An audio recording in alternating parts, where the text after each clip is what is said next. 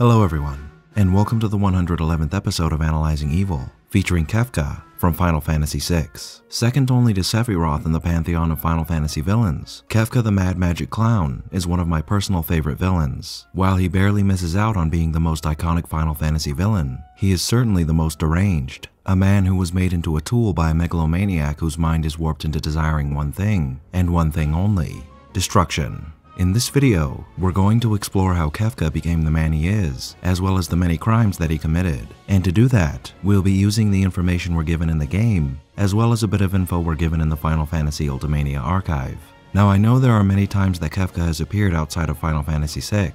However, the only appearance outside of this game that I'll be including in this video is a brief mention of his appearance in the Dissidia series, as having a fully voiced Kefka does give us an opportunity to see how he might have acted if Final Fantasy VI had been capable of sustaining voice acting. But as for his other appearances, they don't really offer too much in the way of expanding upon his character in any meaningful way. So with that in mind, we'll get started with Kefka in just a moment. But before we begin, let's first talk about our sponsor for this video, Upside. Upside is a free app that lets you earn cash back on purchases made at the gas pump in your favorite restaurants. And since I do my fair share of traveling and eating, it's nice to essentially have a free source of coupons with me everywhere I go. It's easy to get started too, as all you have to do is download the Upside app, attach any card to your profile that you'd normally use to pay for your purchases, claim the offer you'd like to use at the store's location, upload a receipt if that store requires it, and that's it. In a few days, you'll earn cash back on that purchase. Upside knows your information is a concern for the majority of us, and they never sell your information to third parties. And in comparison to credit card rewards and loyalty programs, Upside offers up to 3 times more cash back, and users are saving hundreds of dollars a year using Upside, which would explain their 4.8 rating on the App Store. And now you can start earning too by simply downloading the app in the App Store or by using my link. And as an added bonus, if you enter the code VILE once you've downloaded the app, you'll earn an extra 25 cents back for every gallon on your first tank of gas. So don't wait, start saving for free with Upside by following the instructions on screen today.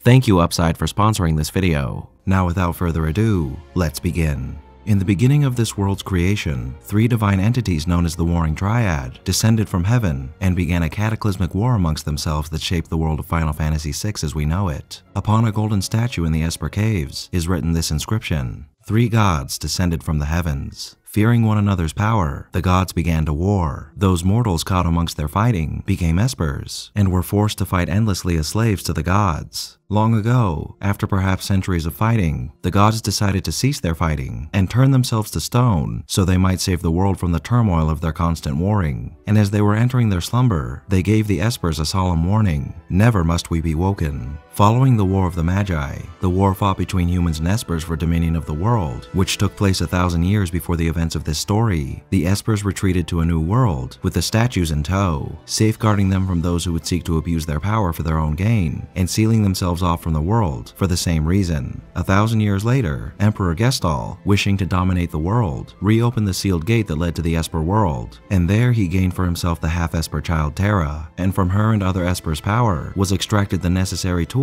to create the very first Magitek Knight. Which brings us to the focus of this video. According to the Final Fantasy Ultimania archive, Kefka was born on November 19th, and at the time of this story was approximately 35 years old. Though we aren't given too much insight into his background, we do know from a conversation with a citizen of Vector that Kefka was the very first Magitek Knight that the scientist Cid experimented with on the orders of Emperor Gestal. Because he was the first, and the process was still in its infancy, Kefka's mind was unfortunately shattered, and whoever he was prior to his transformation was completely overtaken by the madness that now dominated his mind. This new man that was malformed by the combination of magic and science alienated nearly everyone around him. Imperial soldiers were disgusted by him, and the citizens of the Empire feared him, not just because of his horrid actions that were reported across the Empire, but because he was also a cruel and impersonable person, a man who has no empathy and no emotional connection to humans whatsoever. And we can see this in every conversation he has with other people, treating them as if they were nothing more than nuisances that he's forced to deal with, and he usually only converses with them as a superior, like when he's chatting with soldiers at the Doma camp and tells them not to slack or they'll regret being born. And to get a better idea of how Kefka might have acted in these situations, let's take a look at some clips from the Dissidia series.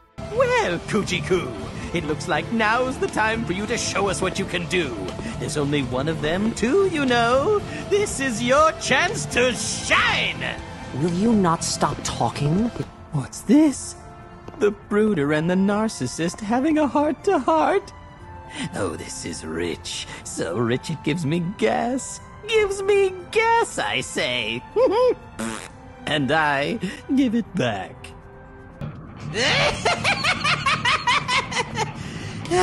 Destruction is the fate of all things. Listen, do you hear it? Those are fate's footsteps. Ta! La! Pia! Beyond the chaos, the end draws near.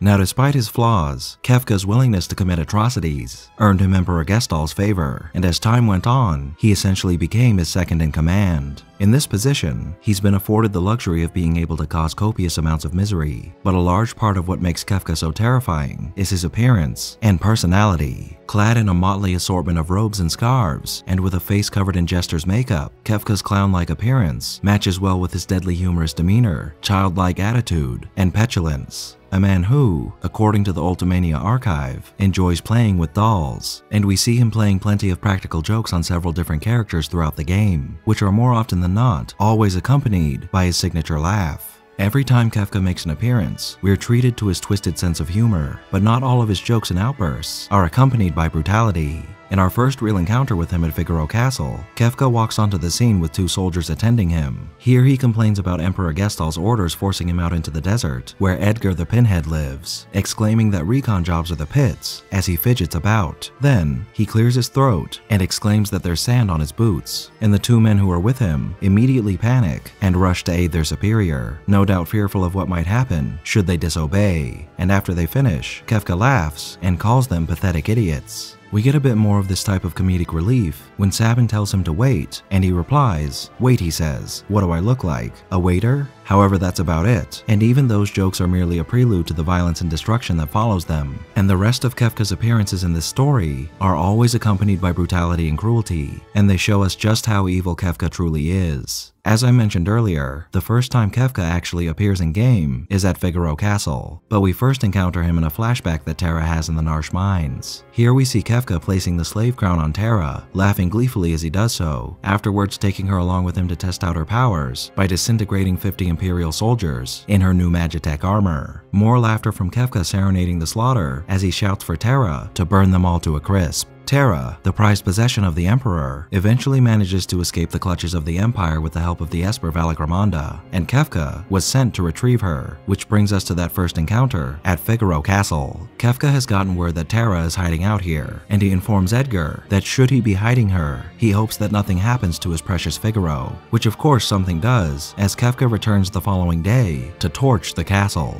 While Figaro manages to survive thanks to its ability to dive below the sand, this is the first time we're shown how Kefka is more than happy to put the lives of hundreds, if not thousands of people at risk in order to get what he wants. And had Figaro been a regular castle, it's likely that many people would have lost their lives here. The next time we find Kefka is at the assault on Doma. Here he plots to have his compatriot, General Leo, a man he despises for his honor, recalled back to the Imperial capital Vector on false orders from the Emperor, after which Kefka planned to bring a swift end to the assault by poisoning the Doma River. When Kefka asks one of the nearby soldiers if the poison is ready after Leo's departure, the soldier hesitates, stating that if some of their people who had been captured by Doma drink the water, they would perish too. But Kefka simply replies, "Who cares? They were the ones stupid enough to get caught by the enemy." Sabin and Shadow make an attempt to stop him, but they unfortunately fail, and as Kefka kneels beside the river to administer the poison, he delightfully exclaims that nothing beats the music of hundreds of voices screaming in unison.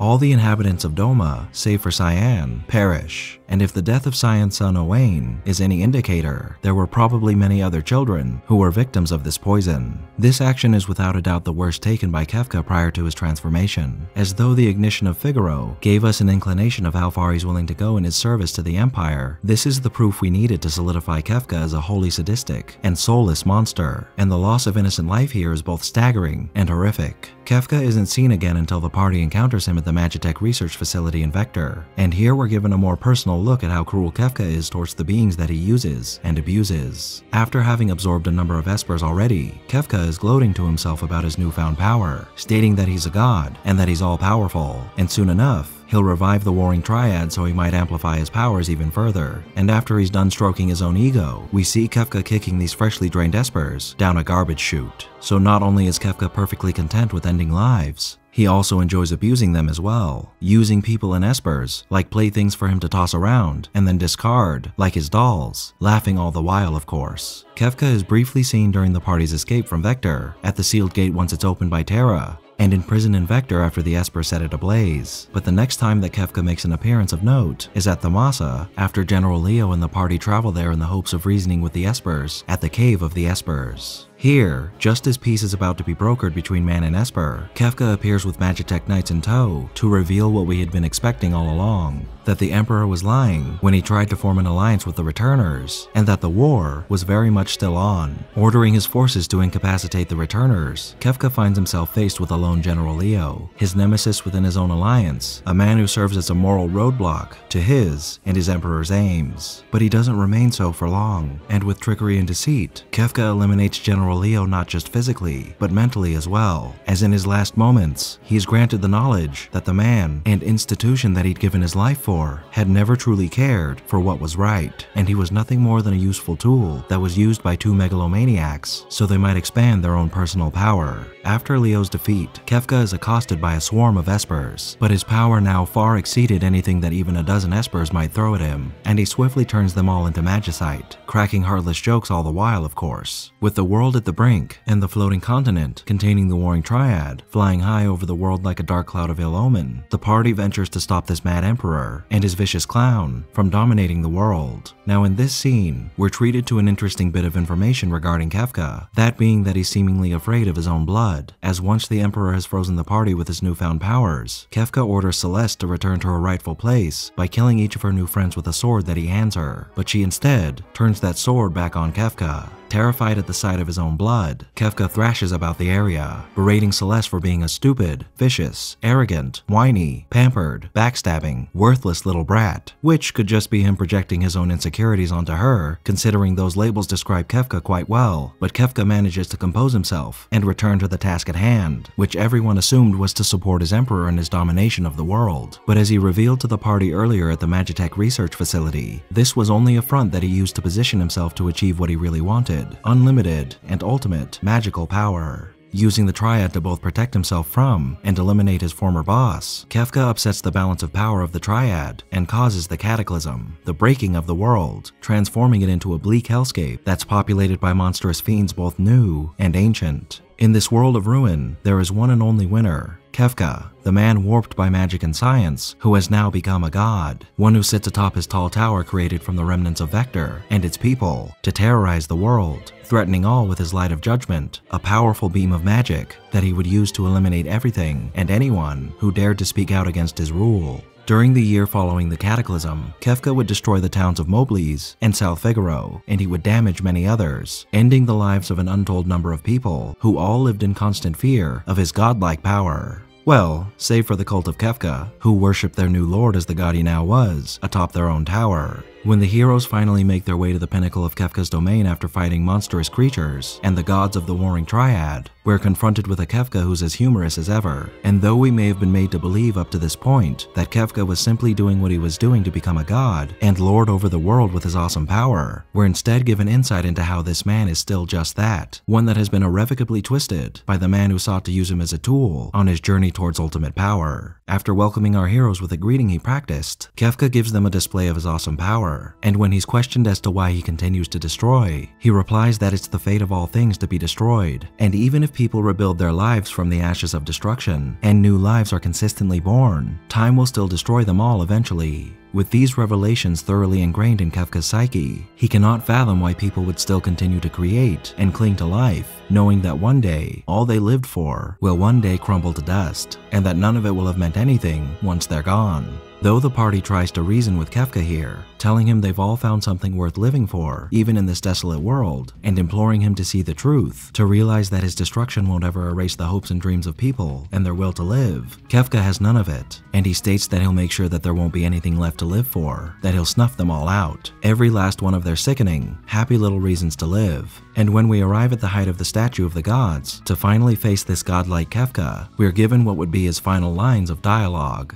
Life, dreams, hope, where do they come from, and where do they go? Such meaningless things, I'll destroy them all. Now everything Kefka says here has given us great insight into two crucial things about his character. The first is that he adheres to the most extreme form of nihilism, one where he views the inevitable death of all things as the primary reason why life is pointless, and that no matter how you might try to find a reason for living, those reasons ultimately mean nothing in the face of death and destruction. Because his views on life and death are so extreme, nothing that Terra or anyone else says can make Kefka see reason, as living your life for others, protecting something or someone you love, or even living semi-eternally through your legacy, are things that Kefka cannot see as being of enough value to continue living, because no matter what, death will come to everything and everyone. Every animal, every human, and even every planet and star will one day fade away into nothingness. So what's the point? Well, that brings us to the second thing that we've learned here about Kefka, that he has absolutely no reason whatsoever to continue living, and that he's utterly alone.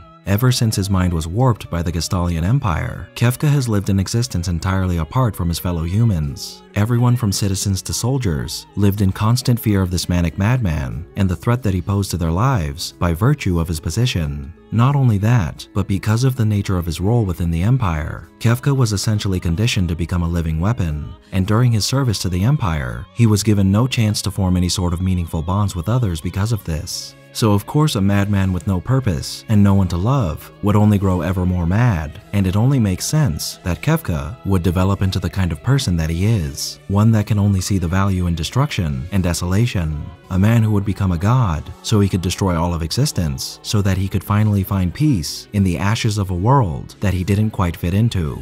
It's interesting to note, though, that Kefka had achieved far more success than most villains, as he had brought the entire world to its knees and became a literal god who could decide the fate of everyone and everything. Yet he didn't immediately destroy the world and all its people as soon as he gained this power, which he very much could have. Now, one answer to why he didn't is that he enjoyed toying with people's lives so much that he wanted to draw out their suffering as long as he possibly could, as destruction is no fun without precious lives being lost. But another answer to this question could be that Kefka was actually hoping that the Returners would stop him. Somewhere locked away under his insanity may have been a piece of Kefka that once was, and perhaps it was that small part of Kefka that coaxed him into waiting for them atop his tower, so he might welcome the people before he unleashed his mad wrath upon the entire planet. Just a theory of mine, but whether or not that's true, in the end, Kefka was defeated, and the world was allowed to rebuild anew from the destruction he wrought, proving that hope and perseverance can surmount the odds that are presented to us, even if those odds are backed up by a twisted god of magic.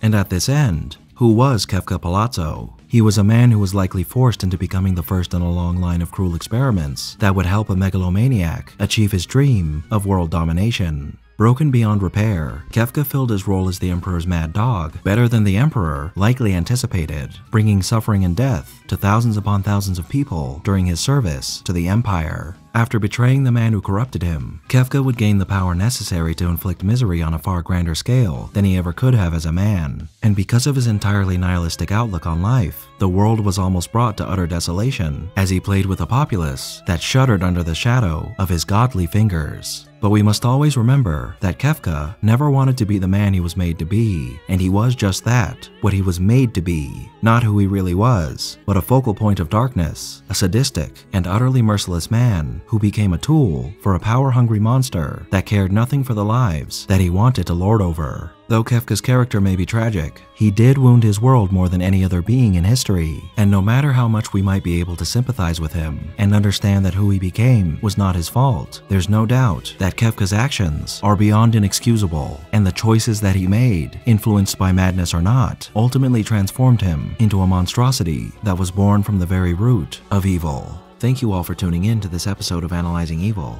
and I hope you've enjoyed. What are your thoughts on Kefka?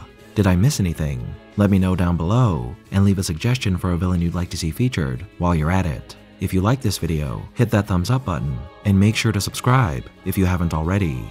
A big thank you to all of my subscribers, to my patrons, and to anyone who's decided to honor me with a super thank, and a most vile thank you to those whose names you're seeing on screen now.